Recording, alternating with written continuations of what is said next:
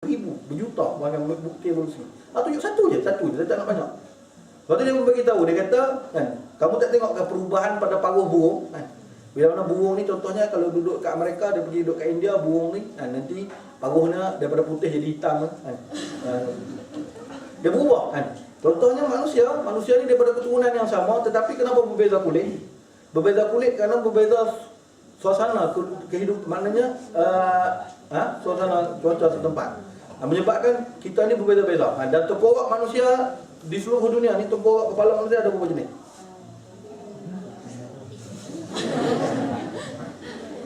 Ada 3 jenis tengkorak manusia ni. Ada 3 bentuk je. 3 bentuk tengkorak manusia. Balik yang cari ya. Tapi nak ceritanya kawan ni tadi ni, dia nak membuktikan, dia nak bagi tahu kata hak hampa kata tu pun tak saintifik pun. Akhirnya dia kata yang tu evolusi, kami pun percaya yang kalau cakap berubah-ubah tu, evolution ni dia ada 2. Dia ada micro dengan macro evolution. Micro evolution semua kita percaya Micro evolution benda berubah sebab keadaan dan cuaca. Memang semua orang percaya yang tu, memang perubahan-perubahan tu memang jadi, memang ada dan memang terbukti. Macam mana kita tahu? Tapi yang masalahnya macro evolution yang kamu katakan tu, maknanya beruk jadi orang, lembu jadi kambing ke? Contohlah, ada. Ini kami tak tahu. Apa-apa sajalah. Jadi yang makro tu, yang besar-besar tu, yang berubah terus daripada spesies kepada spesies yang lain tu kan. Yang tu akhirnya dia kata kami percaya kepada saintis, yang mana saintis-saintis dulu yang kaji tu tak mungkin menipu. Beriman jugalah akhirnya. Akhirnya dia terpaksa mengeluarkan perkataan percaya, perkataan iman. Bermakna sekarang ni dia beriman kepada makhluk. Kita beriman kepada Allah. Allah cerita tentang bagaimana diciptakan manusia, bagaimana diciptakan maknanya seluruh alam ini, Allah Ta'ala yang cerita. Jadi benda ni Tuhan yang mencipta sendiri cerita. Jadi akhirnya yang ni beriman kepada makhluk, yang ni beriman kepada Allah Subhanahu Wa Ta'ala. Sebab ada orang duk mari dia kata agama ni tidak saintifik, apa semua saintifik. Tanya dia saintifik tu datang apa, dia pun tak tahu mana. Betul. Dan kumpulan sosialis yang datang bawa dia kata agama Islam ni tidak saintifik. Dan contohnya tidak saintifik macam contoh pengharaman babi. Kenapa diharamkan babi? Jadi dia kata tak boleh tanya. Dia tak ada soal tu bohong dia kata. Dia cakap macam tu. Jadi dia kata ideologi sosialis adalah ideologi yang saintifik. Kita tengok balik ideologi dia tu. Saintifik kat mana? Dia ideologi sosialis dia bergantung kepada history, kepada sejarah. Jadi benda sejarah ni benda yang bersifat general. General ni benda yang tidak saintifik sebenarnya. Dia tidak saintifik. Benda yang tak boleh, mana boleh dia eksperimen? Sejarah. Boleh eksperimen? Tak boleh. Benda tu tidak saintifik. Macam mana kepada saintifik? Jadi akhirnya dia bercakap pada satu benda yang dia pun tak tahu. Dia mendengar orang, dia pun percaya orang. Akhirnya beriman kepada selain daripada Allah Subhanahu Wa Ta'ala. Jadi yang tu yang kita kena tahu sikit-sikit lah. Jadi syaitan tu sebenarnya bermaksud supaya engkau melakukan kejahatan padahal engkau mengira bahawa engkau telah berbuat kebaikan. Jadi syaitan ni dia nak suruh kita ni buat benda jahat yang mana kita rasa benda jahat yang kita buat itu baik. Contohnya lah, orang yang buat benda-benda maksiat, mudah kita tahu kata benda maksiat. Contohnya kalau kita melihat pada yang haram, kita sendiri tahu. Dan bila orang bagi tahu pun kita tahu benda tu maksiat, benda tu salah. Jadi benda maksiat ni benda boleh ditaubat, boleh dimohon ampun. Tapi kadang-kadang ada benda yang kita buat salah tetapi kita tak tahu. Contohnya kalau bid'ah. Contohlah kalau bid'ah. Orang yang mengatakan orang yang buat benda-benda bid'ah ni, benda-benda bid'ah, benda yang bertentangan lah dengan nas, benda yang bertentangan dengan dalil yang dibawa oleh Nabi kita sallallahu alaihi wasallam, tiba-tiba dibuat. Bid'ah ni saya nak bagi tahu pada sahabat, dia ada benda yang Nabi boleh buat tapi Nabi tak buat, tiba-tiba kita buat. Faham? Zaman tak ada benda yang menghalang Nabi daripada buat perkara tersebut. Tiba-tiba mari zaman kita buat. Seolah-olah kita nak bagi tahunya benda yang kita buat yang tak dibuat oleh Nabi itu mendekatkan diri kepada Allah dan juga kepada Rasulullah sallallahu alaihi wasallam. Contohnya sembahyang sunat. Sembahyang sunat tu benda Nabi boleh buat. Tetapi zaman kita tiba-tiba lah ada orang kata kena sunat sembahyang hari Isnin, sembahyang sunat ni. Sunat sembahyang Rabu, sembahyang sunat ni. Semayang Khamis sunat ni, semayang hari Jumaat sunat ni. Sedangkan benda tu tak diajar, bukan tak diajar, tak dibuat oleh Nabi. Benda dia ajar, semayang hari pun. Tapi nak mengkhususkan hari, benda tu Nabi, kenapa Nabi tak buat? Sedangkan Nabi boleh buat. Boleh faham? Ada benda-benda yang Nabi tak buat, bukan Nabi tak mau buat, tetapi Nabi tak boleh buat. Contohnya semayang sunat tak mampu buat sebab takut. Macam tu semayang tarawih. Nabi buat 3-4 hari je. Kemudian Nabi semayang sendiri kat rumah. Sebab apa? Nabi bimbang takut diwajibkan tarawih tersebut ke atas kita. Jadi Nabi SAW bukan tak nak buat, tetapi tak mampu buat. Boleh faham? Jadi selepas tu Sayyidina Umar datang, Sayyidina Umar pun buat semayang tarawih secara berjemaah dan menyebut ni'matul bid'ah hadhihi. Maknanya sebaik-baik benda bid'ah yang ni. Maknanya di situ kata para ulama, ada bid'ah yang muafakat dengan sunnah, benda baru yang bertepatan dengan sunnah, bertepatan dengan Quran, bertepatan makna tak bercanggah dengan Quran dan juga sunnah Nabi SAW, maka benda itu diterima dan dipujikan. Jadi benda yang dipuji ni benda yang Nabi mampu buat. Boleh faham? Atau apa saja. Jadi kadang-kadang orang buat benda ni dihiaskan oleh syaitan. Contohlah, saya bukan nak kata lah, kalau kita kata sujud pada kubur. Kenapa kena, tak tahu lah di sini ada terang. Tapi kalau biasa tengok, ada orang biasa cerita kat saya tak pernah tengok. Sujud pada kubur. Saya tanya lah, ada syekh dia kata bukan sujud tu, cium lantai.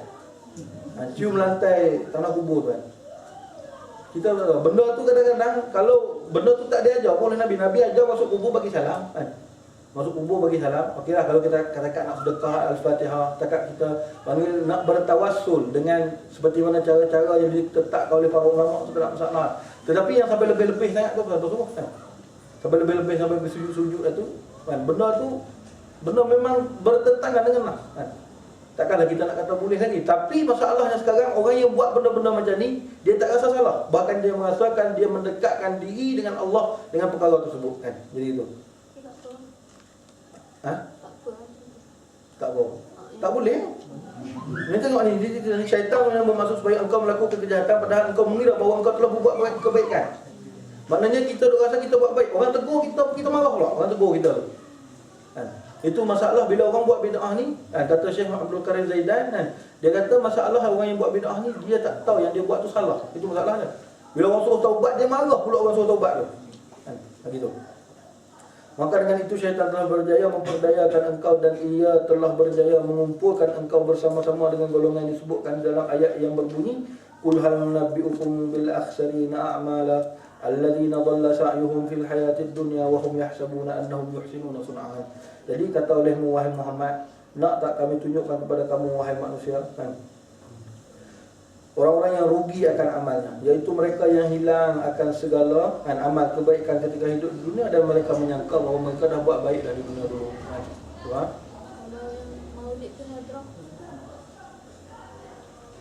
Benda maulid itu saya tak berani nak cakap apa lah. Sebab apa? Maulid Nabi ni benda yang ada nas, ada asas. Tapi tak ada lah nas tunjuk ketul-ketul macam maulid kita buat hari ni. Cumanya macam Nabi sebut, Nabi ditanya, hadis dari Imam Muslim, Nabi ditanya, Su'ilan Nabi sallallahu alaihi wasallam an siyam yaum Isnin. Nabi ditanya tentang puasa hari Isnin. Lalu Nabi kata, "Zaka yaumun wulidtu fi." Dan pada hari itu aku dilahirkan. Nampak bermakna di situ hari Isnin tu hari biasa je sama hari lain, tetapi di situ spesialnya sama sebab Nabi SAW dilahirkan. Okey ya. Bermakna dalam hadis tersebut menjadi nas secara umum. Bergembira dengan kelahiran Nabi SAW dengan melakukan taat ataupun melakukan perkara yang baik, perkara yang tidak dilarang oleh syariat itu je lah. Boleh faham? Bergembira dengan Nabi. Hatta sehingga kan Abu Lahab Sayyidina Abbas mimpi bertemu dengan Abu Lahab. Masa tu Abu Lahab duduk dalam neraka, mimpi. Lalu dia tanya, hadis ni disebutkan oleh Imam Bukhari dalam sahihnya. Tapi bukan hadis yang sahih tu. Dipanggil dalam Sahih Bukhari ada satu dipanggil hadis bab. Ada hadis dipanggil hadis muallaq. Hadis muallaq ini hadis yang dipanggil ta'liqat Imam Bukhari ala Sahih Bukhari.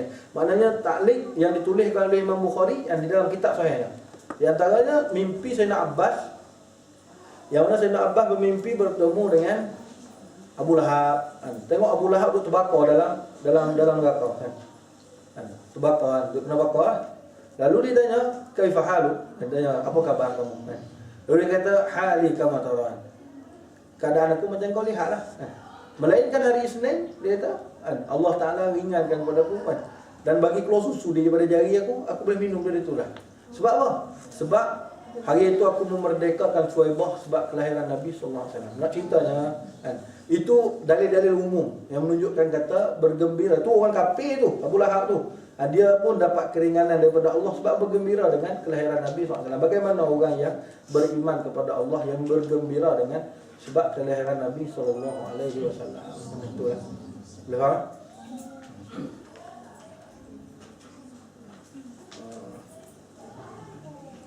Jadi masalah yang bersangkut paut dengan Nabi kan, benda tu kasih kepada Rasulullah dan cinta kepada Rasulullah, benda itu benda yang dituntut oleh syarak kan. Dan bahkan Allah Subhanahu wa taala kan berselawat kepada Nabi sampai ke hari kiamat. Innallaha wa malaikatahu yusalluna 'alan nabiy ya ayyuhallazina amanu sallu 'alaihi wa sallimu taslima.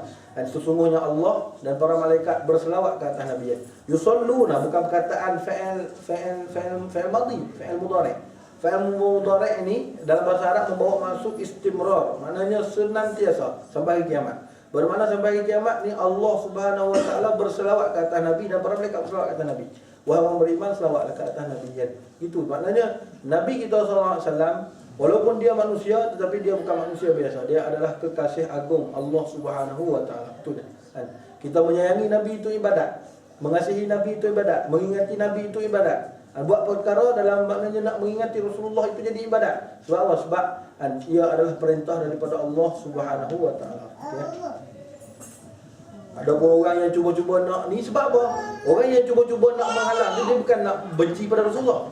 Tetapi kita tahu dia takut kita buat benda-benda yang bercanggahan dengan ajaran Rasulullah SAW. Tetapi orang yang banyak bercakap tentang, maknanya menentang perkara-perkara yang berkaitan dengan Rasulullah ni akan menyebabkan hati jadi tak sayang pula ke Nabi. Betul, lama-lama last sekali jadi hati tak ada rasa sayang lah. Benda Nabi ni lah kali dia rasa macam manusia biasa macam orang lain. Akhirnya dah tak ada lah tingkatan tinggi Nabi tu di sisi Allah Ta'ala tu dia rasa macam biasa pula. Padahal Nabi itu manusia yang special yang dicipta oleh Allah Ta'ala tahun kaum ini itu ya. Tu benda yang berkaitan dengan Rasulullah kita banyak diam tinggi sudah lah.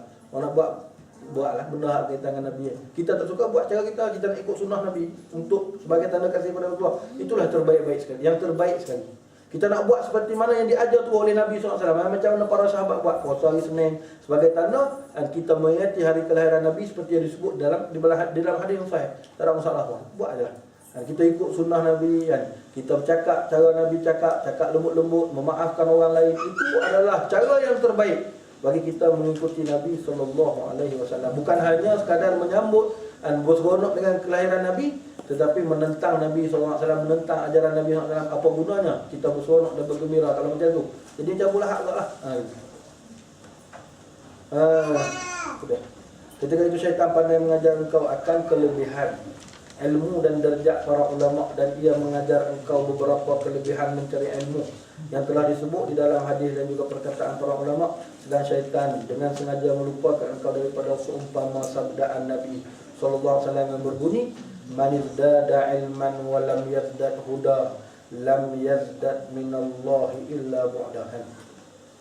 Siapa yang bertambah ilmunya sedangkan hidayahnya dan itu amalannya tidak bertambah, maka ia hanya bertambah jauh daripada rahmat Allah. Hadis ini riwayat Abu Mansur Ad-Dailami dalam Musnad Al-Firdaus dengan sanad yang dhaif dan sanad yang dhaif. Hadis dhaif kita boleh ambil dalam bab dipanggil at-targhib wa tarhib ataupun bab fadailul amal. Kita nak ambil sebagai peringatan untuk diri kita. Hadis dhaif ini ialah hadis yang tak confirm sampai kepada Nabi, tetapi dia juga tidak confirm tak sampai kepada Nabi. Faham? Dia macam ni, dia tak confirm. Kita nak kata secara qat'i, nak cara secara putus bahawa hadis tu Nabi yang kata, tak boleh. Tapi nak mengatakan secara putus Nabi tak kata pun tak boleh. Boleh faham? Tu sebab dia panggil hadis dhaif tu macam tu. Tu maknanya lemah. Kadang-kadang lemah ni sebab perawinya bukan tidak siqah, bukannya tidak boleh dipercayai, tetapi dia dah masa dia meriwayatkan hadis tu dia dah tua dan otak, maknanya dia dah lupa. Orang kata dia banyak lupa. Dan dia meriwayatkan hadis tu ketika umurnya berapa? Lalu dia kata waktu ni dia sedang lupa. Maknanya hadis tu kita boleh katakan kategorikan sebagai hadis dhaif. Boleh faham kan? Okay. Dan syaitan juga melupakan engkau daripada sadar. Maknanya jangan lupalah. Ada peringatan yang menunjukkan bahawa kalau kiranya bertambah ilmu tetapi amalan tidak bertambah, maka tidak bertambah di sisi Allah, melainkan semakin jauh kita dengan Allah Subhanahu wa taala. Syaitan nak bagi kita lupa benda-benda ni. Kita mengaji, kita duk ingat nakkan pangkat, nakkan harta, nakkan itu, nakkan ini. Akhirnya kita lupa kalau yang pedih yang dijanjikan bagi orang yang sampai nak surat. Sabar. Lambat itu jam 5 minit. Ada setengah jam. Dan syaitan juga merupakan kau daripada sabdaan baginda yang berbunyi asyadun nasi azaban yaumal qiyamati alimun lam yanfa'hu Allah bi'ilmih. Artinya orang yang paling dahsyat siksaannya pada hari kiamat nanti ialah orang yang alim, yang tidak memberi manfaat akan dia oleh Allah dengan ilmunya. Maknanya orang yang alim tapi ilmunya tak beri manfaat kepadanya. Maknanya alim tapi tak beramal dengan ilmunya. Alim tetapi tahu ni alim maknanya ngaji banyak tetapi semayang pun tak cukup, bercakap bohong, khianat, pecah amanah, bukan tak ada orang ilmu. Jadi macam tu tak ada manfaat dengan ilmu. Yang ni paling teruk esok nak kena azab hari kiamat. Sebab apa? Sebab dia tahu benda tu salah, dia buat juga. Allah takutlah.